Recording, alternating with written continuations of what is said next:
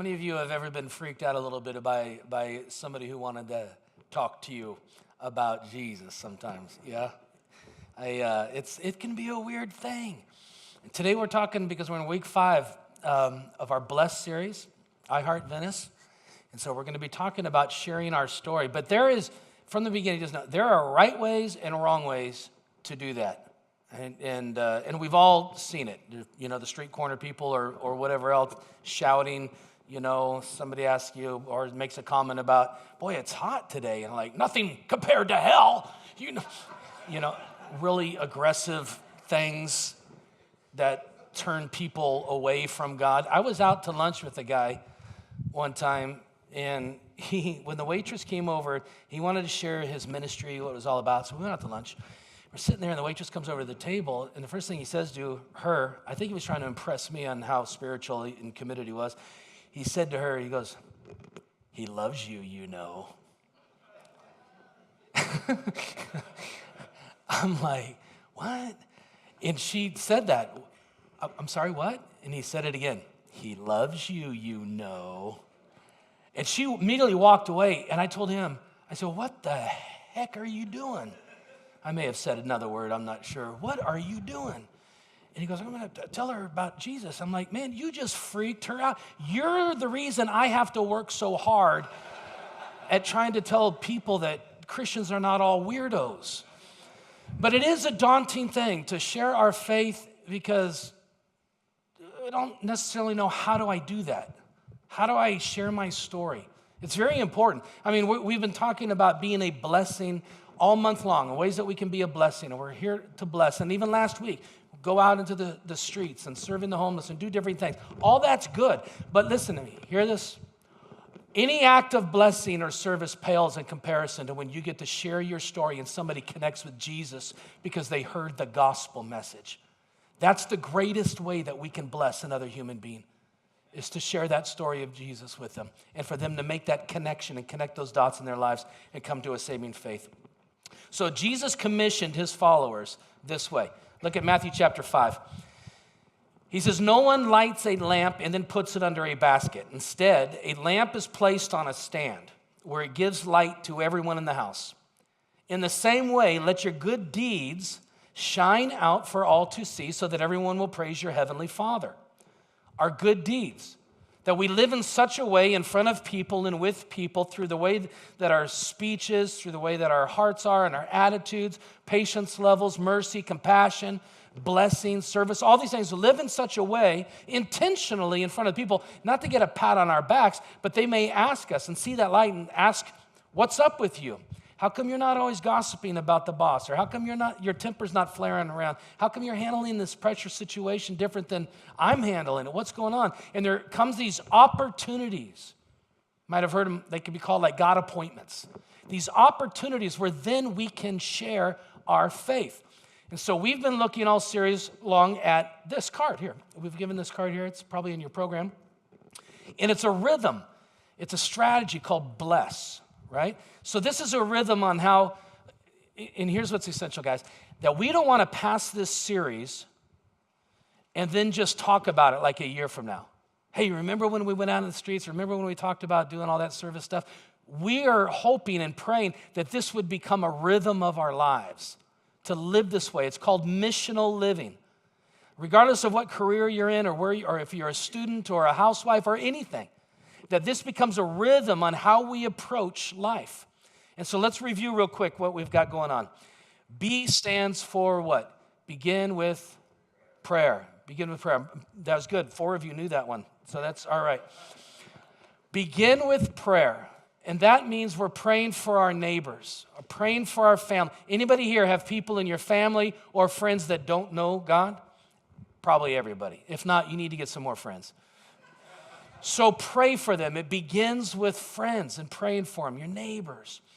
I do this. I've done this. I've had it in every garage that I've lived in where I put a map. My dad showed me this. He did it because he kept forgetting everybody's names of the neighbors, right? And so he drew a map of where their houses were and put their names. And I thought, that's a great idea because I forget all the time too. And then you're running into them and you're like, "Hey, dude," right? Aren't you glad for the dude thing that you could just go there?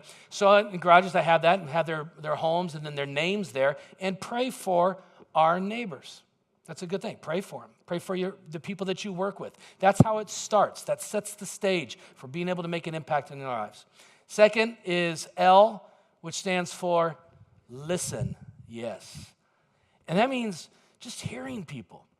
How many of you, this is one that takes some intentionality on your part to be a listener? Okay, me too. I'm with you in this. Because if I'm not tracking with you like within the first 5 seconds, I've got to bring myself back to it. I was talking, because this series has meant something to me too, and I've tried to be more intentional this month. So I was talking to a neighbor of ours yesterday or the day before yesterday, and he's a guy who can talk. He can talk. You know what I mean by that? I mean, they go.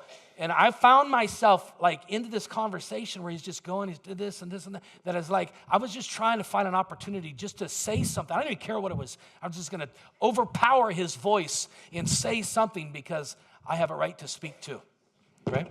Which is not healthy. And I'm in this mode where I'm like thinking about this dude, like in my brain going, man, just wind it up, bring it home, And he's just going. And then I remembered, listen to him, Mark, listen to him. And so it changed. I was able to reel myself back in and go, okay, mission, just listen. Listen to what he's saying. Listen to maybe some of the things that he's not saying. Listen to him. So that's L. We want to hear people's challenges. We want to listen to people. What are their needs? What are their concerns, right? What are their goals? Who are they? What's their story? The next one is E, which we all enjoy, and that is eat. That means share meals with people. Because as you get to really know somebody, they realize they're not just on your agenda to try to get them converted or go to your church. But you're interested in just hanging, doing life. And so share meals and eat with them. Jesus did a lot of that.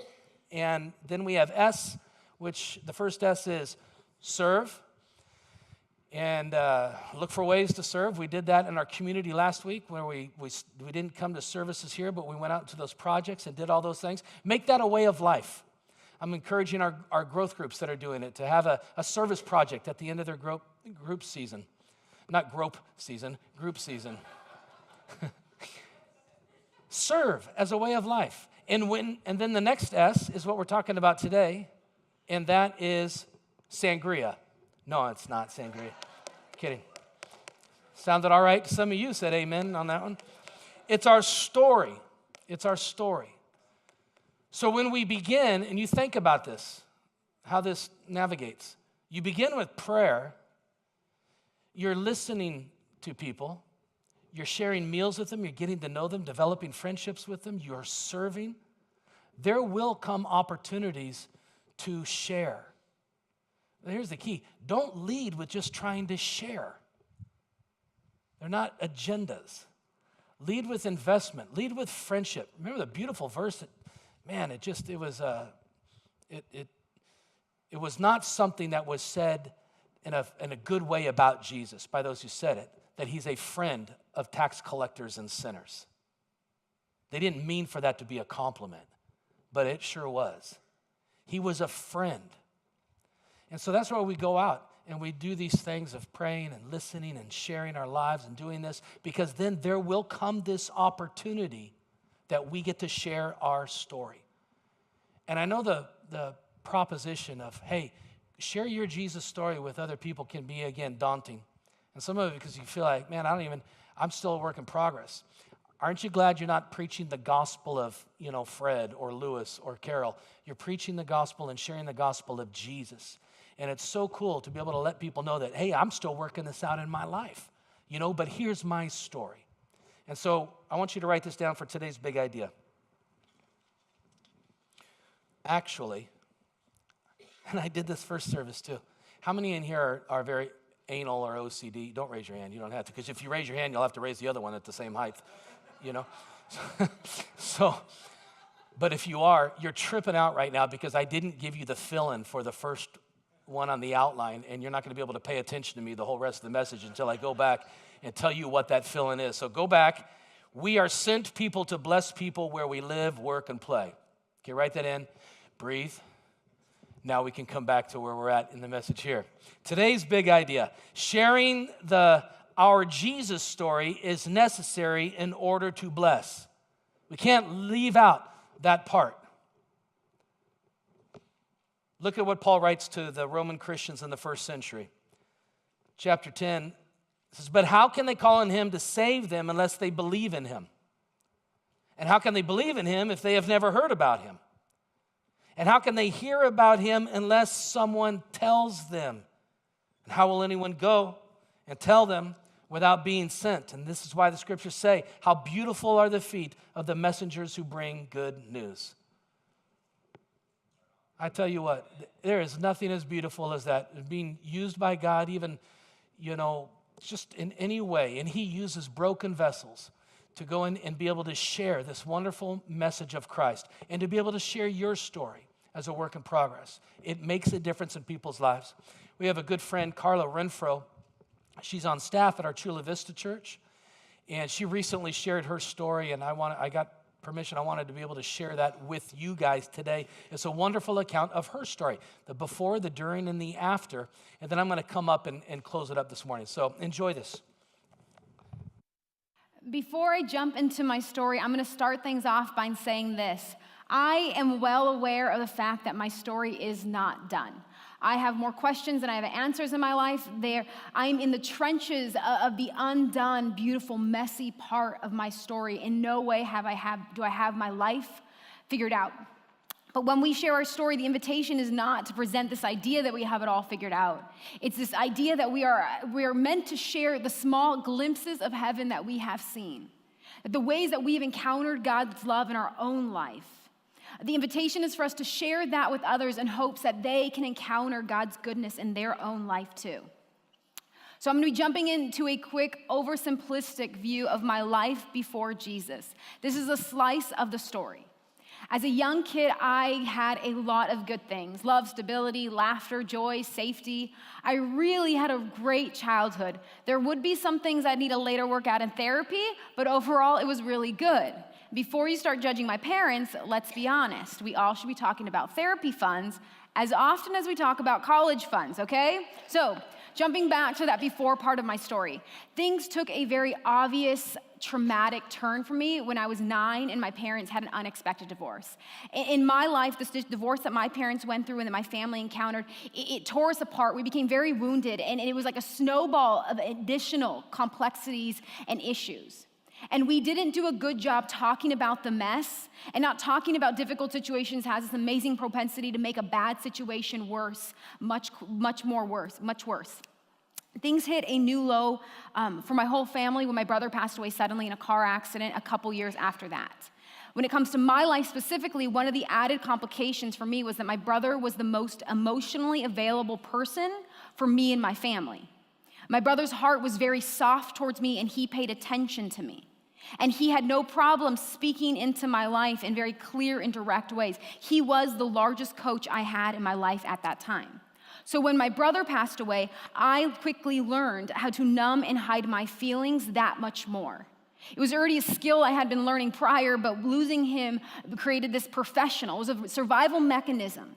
And I quickly bought into the lie that if I could look okay on the outside, then I would be okay on the inside. And very quickly, all of that became an accumulation of behavior that just got worse and worse and worse on the outside.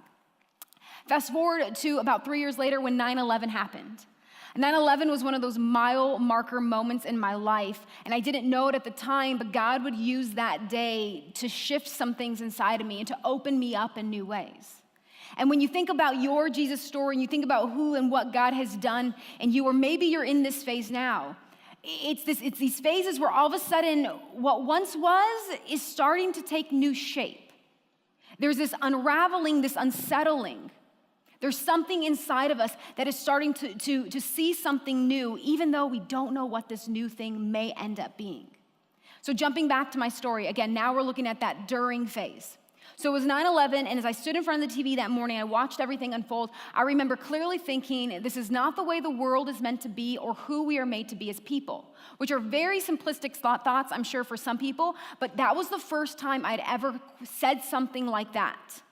And in turn, I started questioning and wondering about the purpose of life. And so I started reading everything I could about people who were living with this sort of intentionality. And I was on a quest, but it was not on a quest to look for God. That's not where I was. And then so in that sense of that process, I slowly started to choose books over parties. I stopped going down to TJ to party illegally. I stopped drinking excessively and illegally as well. I kind of committed to using my fake ID only for concerts at that point in the process. I even made the decision that I was gonna stop smoking pot as often to be dumb and mess around with my friends. I was still gonna smoke a lot of pot, but I was gonna do it different. I was gonna be different. And then roughly 14 months later, on November 11th, I was home and I was with one of my buddies, Ryan. We were smoking pot, and I started getting a weird high. And if you smoke pot regularly, you know when your high's not right. And if you hate that I'm talking about pot, bring up your complaints with your pastor, because James is the one who told me to share you guys the story in a real way, okay? So something wasn't right. I wanted to go home. I knew I wanted to be alone. I go in my room. I turn on music. And somehow, and I don't know the words, I knew, I saw, I sensed, and don't forget I was stoned, right? All of a sudden, I knew that God was real and he was present. I also immediately got this vision of my brother alive and he was with God, and my brother was smiling. And the last images I had seen of my brother were of his car torn apart on Oak Lakes Road and of his body in a casket. So when you consider where I was at that point in my life, to see my brother alive and smiling was like the ultimate personal gift to me in that moment for me. I also immediately saw that God was Jesus. And I had come from a family with close to no religious upbringing by the time I had come around. I had never heard the Jesus story. No one had ever told me who Jesus meant to them. I don't even think I could have told you who a Christian was at that point, or even pointed out a Christian. My only memories of religion were going to a Catholic church and messing around with my brother and my sister, and I was always in the middle, and just trying not to piss off my parents. Jesus meant close to nothing to me at that time. The other thing I immediately kind of got a sense was that I needed to talk to my mom. So I waited for my high to pass, and I called my mom, and I told her everything that happened, minus the pot part. And she said, Carlita, the other day when we were talking, I said, what about God? And you're like, Mom, really, anybody could ever really know who God is? So I went home and I prayed, and I said, God, show her who you are. I had zero qualifications for God to introduce himself to me. Again, I wasn't even searching for him. And my mom, I don't even think she regularly prayed at that point in time. I had been living full-time with my dad, and I saw my mom occasionally. We had a very wonky relationship at that point in time, but still, she decided to pray this very simple prayer.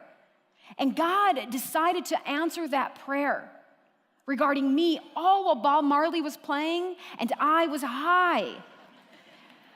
After that night, I still knew nothing about Christianity. I didn't pray one of those sinner prayer things where God, come into my heart. I didn't know anything yet. But what I knew was that God was real, that he was present, and that he was cool enough to give me that gift of having my brother and letting me know. And so I, from that point forward, spent every evening committed to trying to seek and encounter this Jesus. My mom eventually bought me a Bible, and I read that thing over and over again because I was looking for answers. I read everything I could about Jesus that I could get my hands on, which got really confusing really fast because people believe a whole lot of different things about Jesus. But I was committed. I was seeking. I was looking for him. So I would smoke pot. I would go home. I would look and try to connect with Jesus, and he kept meeting me there. That's where I was, and that is where he willingly met me. And while I hate saying this because it sounds so bad, but stay with me here for a second, that season when Jesus busted in my room like the Kool-Aid man, that was one of the most difficult seasons of my life. Because for the first time, I felt led and empowered to own and acknowledge the stuff that was happening inside of me. It was the first time that I started to find words to describe the pain and the anger of my early childhood wounds.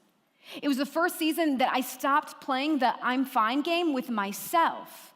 And I saw how lost and fragile and broken I was. And I saw how much effort I had lived and put to appear as this sort of person when I really was this heartbroken person inside. God was leading me towards healing and freedom and wholeness, but I needed to get real about where I was.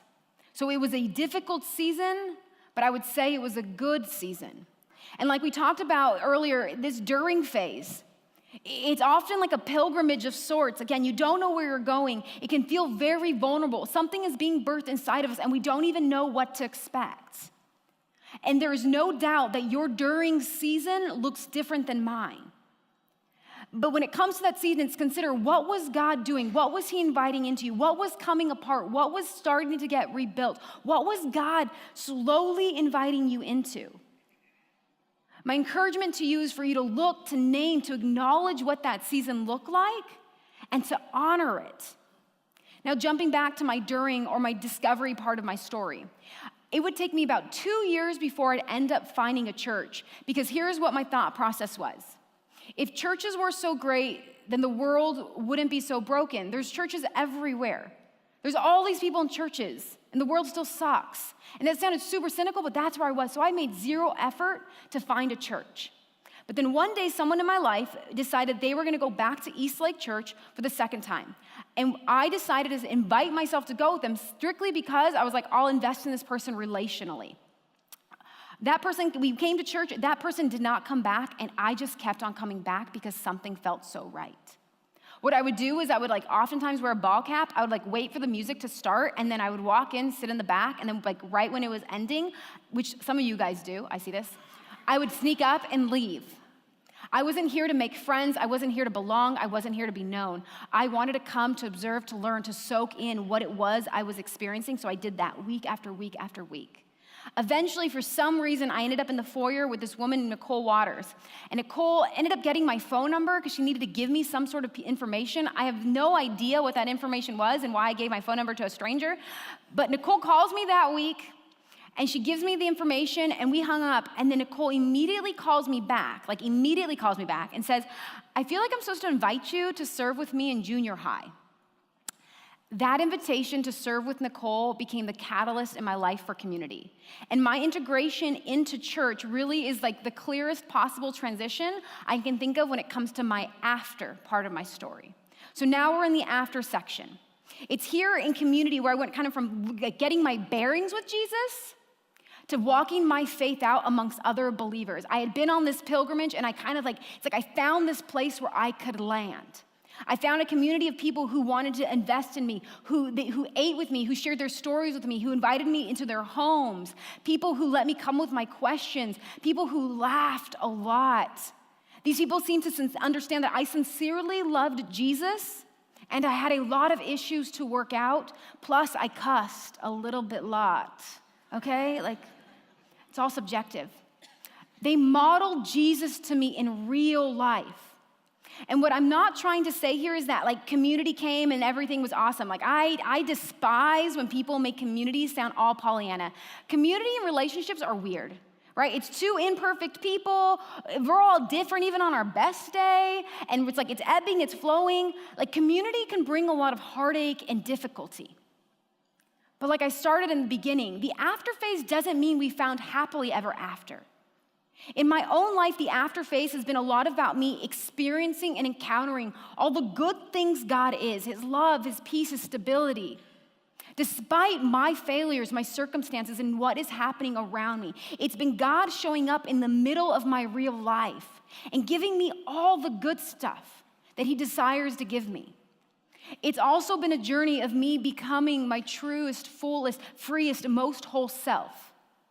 And again, not because he's into behavior modification and circumstances changing. And again, sometimes those things happen. But more often than not, what I see God doing for me is that he woos me and he gently, kindly leads me towards dealing with the stuff that's inside of me so that I can become my freest, most whole, truest self. I recently heard someone say this: Jesus doesn't simply want us to clean up the cobwebs from our lives. He's interested in helping us clean the spiders that make those webs. Learning to become my truest and my freest self has been a lot of using normal everyday life as a mirror to see the spiders that are inside of me that need to be dealt with. That means it's been this posture of me asking God, what can I learn here? How can I grow here? What is my next right step again and again and again? My after has been a lot of me encountering the good that God has for me and me allowing that goodness and that love to lead me in the depths of my heart. Our stories are not going to find this place where they have this perfect little bow and everything works out on this side of heaven. Perfection is a myth here. But don't underestimate for a second the power in what happens when we are able to encounter and experience God in the midst of that messy, real life, the heartache. There is a world of people who are desperate to find God in their real stories. And when we get those glimpses and those encounters with God, we get to use our stuff to then show other people that God can find those people also right in the midst of their real life. We are sent people to bless people. And if you're here today and you're still in that before phase, or you're in the midst of that during phase, or you're like, I don't actually know what phase I'm in, we're not going to rush you and we're not going to force you, but my encouragement to you is to be open to God's love finding you there. Be sensitive to what new thing God may be gently inviting you into. Right on.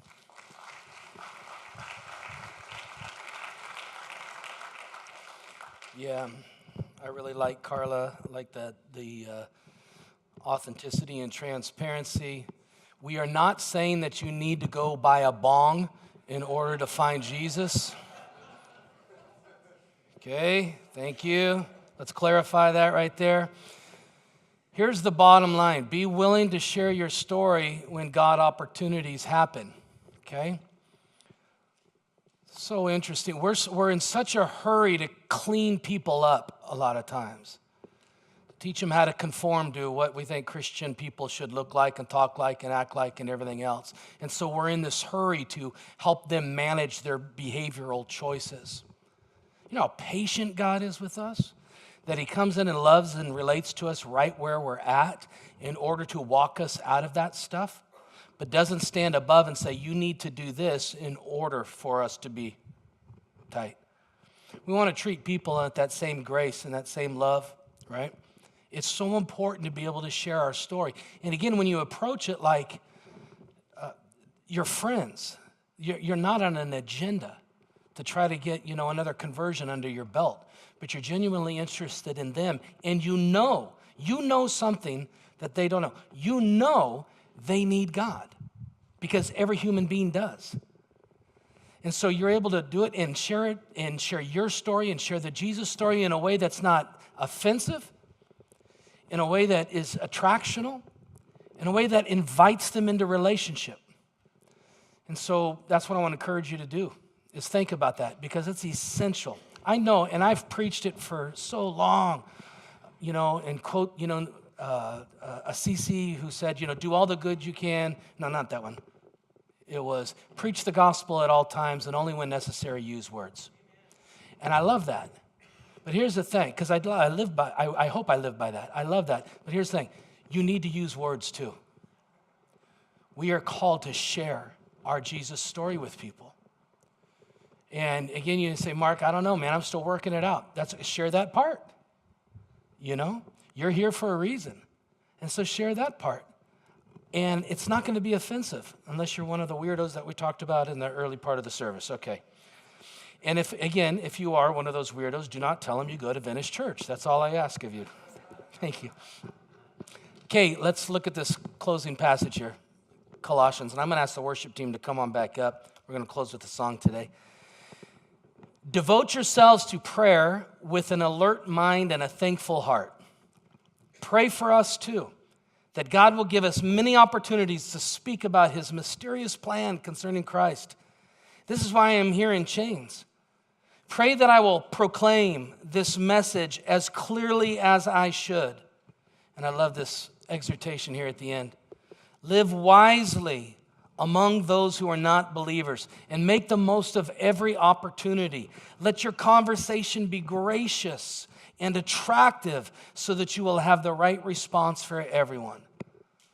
Behave in such a way and treat people in such a way and speak in such a way that attracts them and makes them maybe say, hey, what's the reason for the hope that lies within you? What is it about you?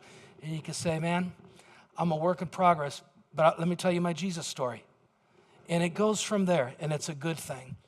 So I want you to take a moment as we close today. You can stay seated. The band's going to play a song. And just reflect for a moment. What is your story? You say, well, I got a long ways to go. But aren't you glad you're not where you were? You have a story. And if you feel like you've been with Jesus for so long, but you've never changed, I'm going to tell you, you probably haven't really met Jesus. Because he changes people. And so take that time of reflection today to just say, Lord, maybe I need to start my story with you today and make this the beginning today. And so let's just have a moment, and thank you, team, for playing.